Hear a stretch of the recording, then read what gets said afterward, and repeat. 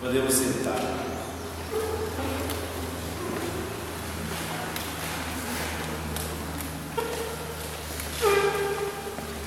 Mais uma vez, um bom dia a todos, a Gisele também que está aqui conosco. Hoje nós vivemos um momento muito especial na vida da nossa comunidade local.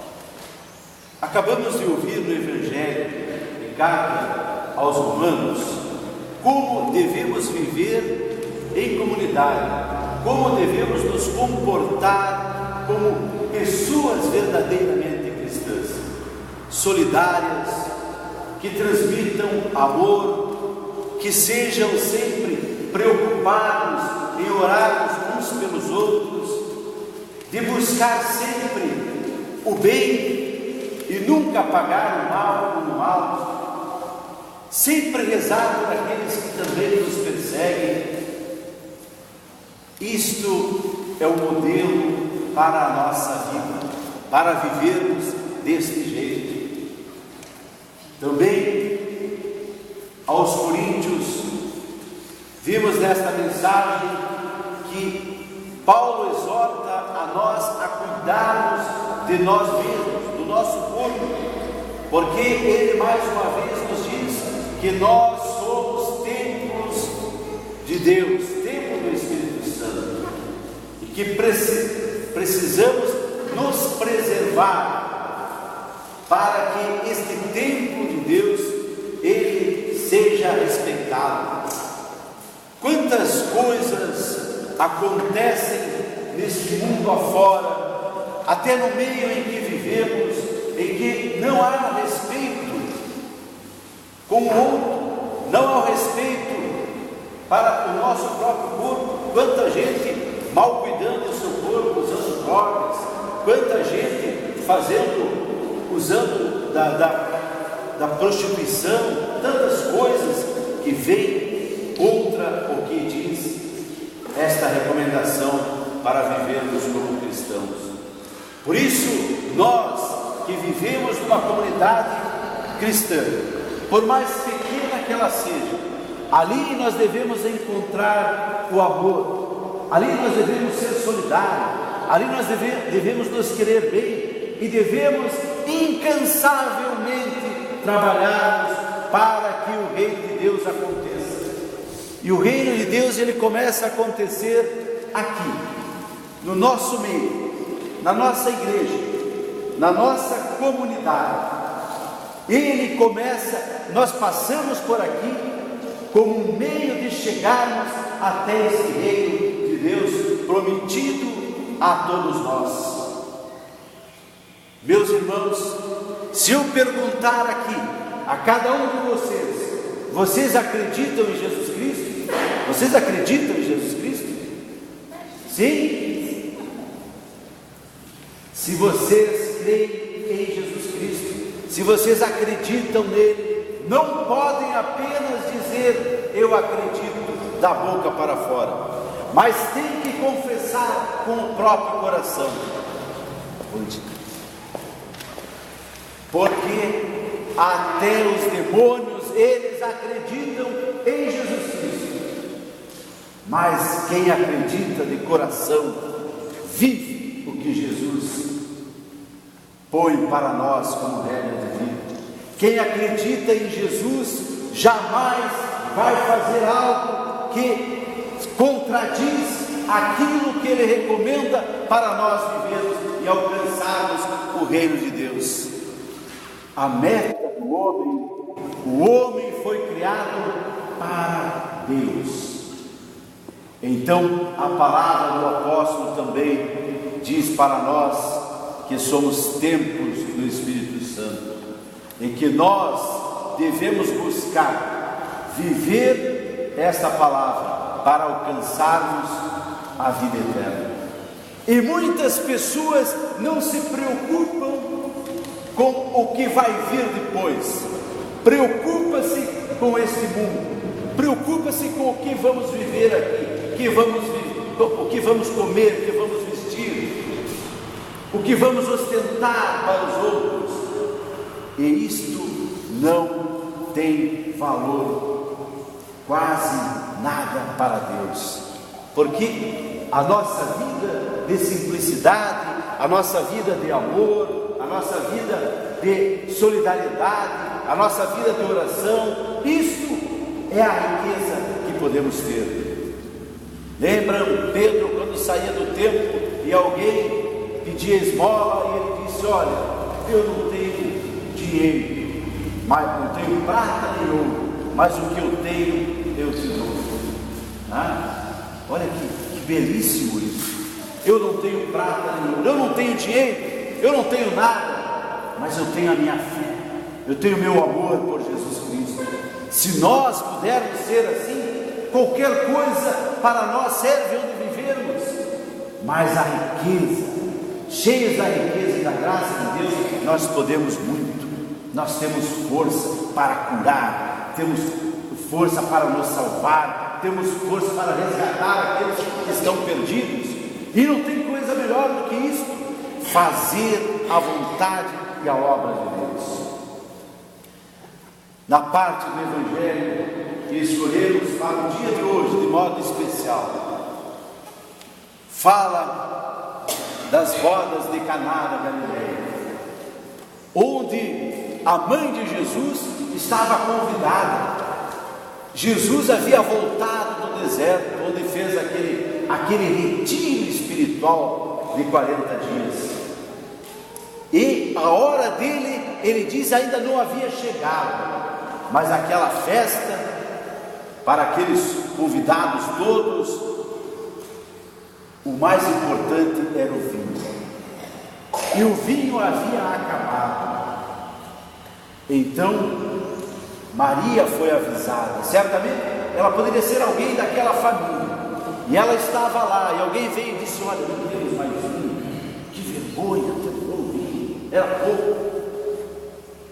E Maria vai ter com Jesus. E ele diz a ela: o quê? Que tens comigo, mulher?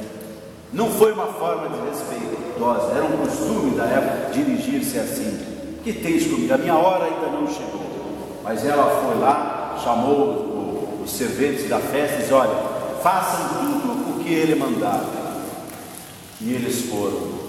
E havia ali as talhas de pedra com água para os judeus se purificarem, porque era costume dos judeus lavarem-se para se purificar antes de chegar na casa. E aquelas talhas cheias até a boca foram transformadas, aquela água foi transformada em vinho. E servindo aquele vinho, o mestre Sala, que é aquele responsável pela festa, disse ao noivo: olha, sempre se serve o melhor vinho. E depois, quando as pessoas já estão embriagadas, os convidados, aí se serve o vinho ruim. E vocês fizeram diferente. Reservaram o melhor vinho para o final. Pela intercessão da Santa Mãe de Deus. Vejam que Jesus é Filho de Deus, como dizia Santo Inácio de Antioquia. Se alguém disser que Maria não é a mãe de Deus, se contradiz com Deus, porque se Jesus é Filho de Deus, Maria, sua mãe, é a mãe de Deus. Então, Jesus poderia ter nascido num palácio, poderia ter nascido numa corte, poderia ter vindo numa carruagem de fogo, de qualquer maneira, para salvar a humanidade. Mas Deus escolheu especialmente Maria, para ela ser esta porta da salvação para nós. Isso não foi por acaso. Maria era uma pessoa especial, e ela não conheceu a corrupção da carne, pois ela foi elevada aos céus, assim como o profeta, como Elias foi elevado aos céus, e que depois, na transfiguração, no domingo retrasado, vimos que Elias estava junto de Jesus e Moisés estava junto. Então, eles estão na glória de Deus. A mãe de nosso Deus não estaria em sua glória agora, nesse momento? Claro que sim. Ela foi testemunhada pelos apóstolos, sendo elevada aos céus. E de lá ela nos alcança muitas graças. Pois quantas vezes as pessoas alcançam graça quando rogam a Mãe de Deus, como nesta festa, recorreram a ela.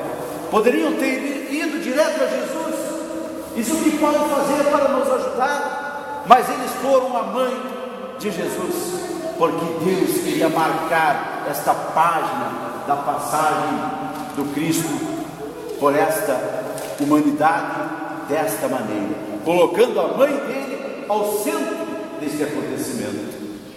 E Maria conseguiu com que Jesus realizasse este milagre através de um pedido seu. Assim, quando recorremos à Mãe de nosso Senhor, alcançamos também a graça, porque diz lá em Apocalipse que os anjos, os santos, os homens santos e bons, eles estão na glória de Deus e intercedem por nós, e rezam por nós, e fazem orações por nós. Por isso a igreja também proclama os santos, como tantos homens e mulheres dignas de santidade passaram por aqui e acreditamos na glória de Deus, rezam e intercedem por nós.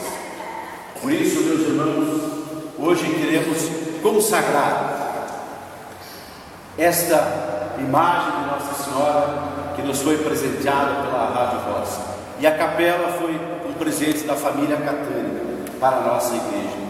Também, quando precisei colocar a imagem de quem nós chamamos o Vilmar, ele veio graciosamente e colocou a imagem de Nossa Senhora ali na frente. Também teve a sua participação e agradecemos por isso.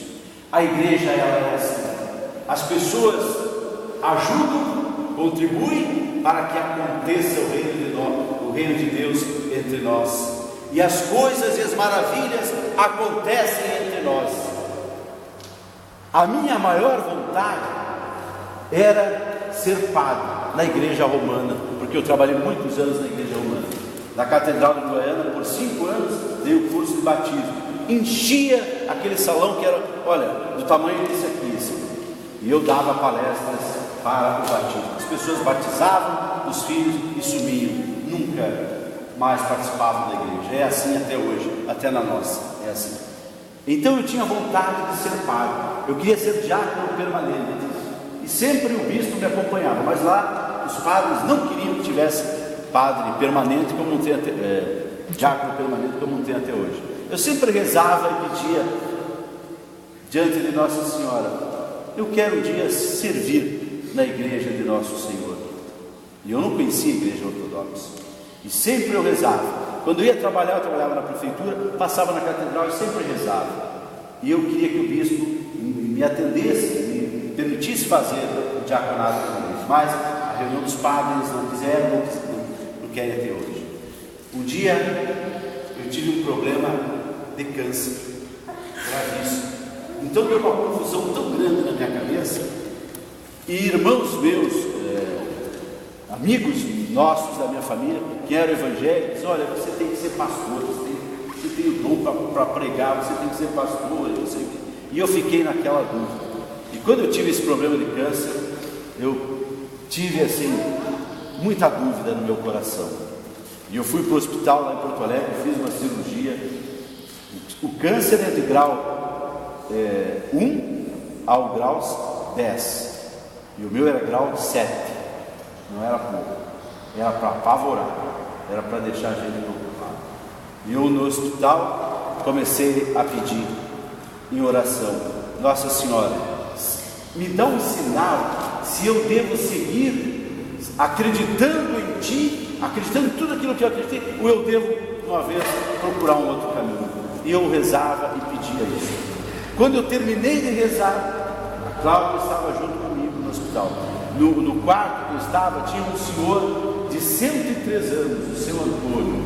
Era um senhor branquinho assim, mas muito querido. Ele estava lá. Quando eu terminei de fazer essa oração, ele começou a rezar em voz bem alta, e eu comecei a chorar, porque a Nossa Senhora ali estava agindo. ele começou a rezar e dizer assim: Mãe de Deus, Nossa Senhora, tudo que fizeste por mim, até hoje eu te agradeço. Agora, com essa minha idade avançada, eu me entrego aos teus cuidados, mas rezo pelas minhas filhas, pelos meus netos. Começou a rezar pela família e começou a rezar em voz alta, e rezava em voz bem alta, assim, aquilo entrava no meu ouvido e eu comecei a chorar, porque aquilo foi o que eu queria.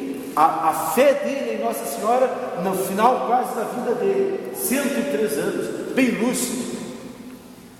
E quando eu voltei para casa, eu descobri a igreja ortodoxa, entrei em contato, tinha que fazer aqueles estudos, teologia. Eu pedi a autorização do padre da minha paróquia. Mas você pode ficar sempre trabalhando, mas eu quero mais, eu quero mais. Eu larguei tudo da minha vida, meu trabalho, a minha casa, a minha família, e quando imediatamente surgiu isso aqui que estava abandonado, dizia: eu quero ir para lá. E quando cheguei aqui, passei muitas dificuldades, porque não havia ninguém, não havia povo, não havia nada, era uma desorganização, uma coisa, e eu sempre pedi a Deus: Senhor, me dá força. E Nossa Senhora nunca faltou na minha vida, colocou pessoas, colocou amigos na minha vida, como tenho aqui vocês, né? Todos vocês, Senhor, colocou sempre pessoas na minha vida. E um dia eu estava com dificuldade de dinheiro, porque eu passei a viver do aluguel da minha casa. O meu bispo disse: Padre, quando eles me ordenaram, Padre, o senhor tem certeza que o senhor quer ir para lá? Podemos lhe mandar para o Ceará? Eu disse: mas eu quero ficar lá. Ele disse: lá o senhor não tem condições. Mas eu tenho aluguel da minha casa, minha esposa tem o salário dela, estou fazendo o meu trabalho. E então vim para cá. E um dia eu estava com dificuldade, e nesta igreja eu rezava diante da imagem de Nossa Senhora, aquela lá, pedindo que nada faltasse para a minha família. Eu recebi uma visita inesperada, e uma pessoa veio aqui conversar comigo, conversou, e daí depois ele tinha um envelope no bolso, disse assim: ó, padre, eu vou deixar aqui para o senhor usar alguma coisa, tem um troquinho. Levei ele até a frente. Quando eu voltei, tinha 350 reais naquele envelope. Era o que eu precisava para colocar em dia as coisas que eu tinha em atraso aqui na igreja. Nunca me faltou nada, nunca. Não sou rico, não tenho o melhor carro, não tenho carro, não me importo com isso, mas vivo uma vida feliz. O Igor nos assustou essa semana, meu filho, lá. Deu um problema de saúde, o médico estava preocupado, pode ser leucemia. Nós rezamos, fizemos a oração, aqui não deu mais nada, graças a Deus, aquilo foi apenas um susto. Na vida de cada um de vocês, façam isso, peçam a Mãe de Nosso Senhor, peçam a Jesus Cristo que esteja todo o tempo junto com vocês. A bênção acontece. Agora a gente tem que procurar viver na graça, tem que agradecer a Deus pelas coisas que a gente tem, não querer sempre mais e mais e mais. A ambição, às vezes, ela é prejudicial até para a nossa salvação. Então, nesse dia de hoje, aquela gruta que nós vamos abençoar, ela vai ser um ponto também para que a gente olhar a imagem e lembrar da Mãe de Deus e dizer: faça na minha vida como fizeste lá em Caná da Galileia, onde fosse interceder por aquela família junto de Jesus. Ela intercede também, tenho certeza. Então eu quero agradecer de coração a presença de todos vocês e dizer: o caminho para todos nós é sempre a oração, sempre a oração. A oração não deve faltar nunca, porque o próprio Senhor diz assim: orar sempre, sempre e sem cessar, porque não sabemos a hora nem o dia em que virá o Senhor para nos buscar. As nossas igrejas, sempre digo para vocês, elas se levam sempre para o Oriente, onde se constrói, porque se espera que o Senhor virá a qualquer momento. Não se sabe quando, mas que não sejamos nós, na nossa vida, pegos de surpresa. Quando o Senhor vier, eu não estava preparado. No nosso dia a dia podemos nos preparar e viver muito melhor em comunidade, amando uns aos outros, rezando uns pelos outros, sendo solidários e amigos assim mesmo. Que Deus e Nossa Senhora interceda por nós. Mais uma vez.